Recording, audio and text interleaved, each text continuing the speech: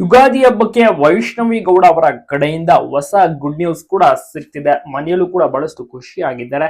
So ವಿಚಾರ ಏನು ಅಂದ್ರೆ ವೈಷ್ಣವಿ ಅವರು ಸಿನಿಮಾಗಳಲ್ಲೂ ಕೂಡ ನಡೆಸಲು ಮುಂದಾಗಿದ್ದಾರೆ. ಆಫರ್ಸ್ ಗಳು ಕೂಡ ಸಿಗ್ತಾ ಇದೆಯಂತೆ. ಅತಿ ಶೀಘ್ರದಲ್ಲಿಯೇ ವೈಷ್ಣವಿ ಅವರು ಕೂಡ ಸಿನಿಮಾಗೆ ಪಾದಾರ್ಪಣೆ ಮಾಡ್ತಾರೆ, ಕಮ್ ಬ್ಯಾಕ್ ಮಾಡ್ತಾರೆ ಅಂತ ಹೇಳ್ಬೇಕು. ಯಾಕೆಂದ್ರೆ ಈಗಾಗಲೇ ಒಂದು ಸಿನಿಮಾ 2 ಸಿನಿಮಾಗಳಲ್ಲೆಲ್ಲ ಮಾಡಿದ್ದಾರೆ, ತಕ್ಕ ಮಟ್ಟಿಗೆ ಓಡಿತು. ಆದ್ರೆ ಅಷ್ಟಾಗಿ ಏನು ಕೂಡ ಇವರು ಸಕ್ಸಸ್ ಕಾಣಲಿಲ್ಲ ಸಿನಿಮಾ ಕ್ಷೇತ್ರಗಳಲ್ಲಿ. ಬಟ್ ಅವಕಾಶಗಳು ಸಿಕ್ಕರೆ ಖಂಡಿತವಾಗಿಯೂ ಕೂಡ ನಡೆಸುವಂತ ಆಸೆ ಕೂಡ ಇದೆ.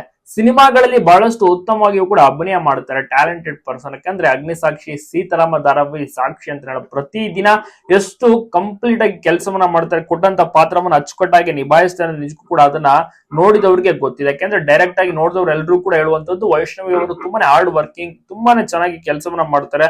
ಶೂಟಿಂಗ್ ಕಂಪ್ಲೀಟ್ ಆಗೋ ತನಕ ಅವರು ಬಿಟ್ಟು ಹೋಗೋದಿಲ್ಲ, ಮತ್ತೆ ಟೇಕ್ ಚೆನ್ನಾಗಿ ಬರುವ ತನಕ ಆಕ್ಟ್ ಮಾಡ್ತಾ ಇರ್ತಾರೆ, ರೀಟೇಕ್ ಅನ್ನು ಕೂಡ ಮಾಡ್ತಾರೆ.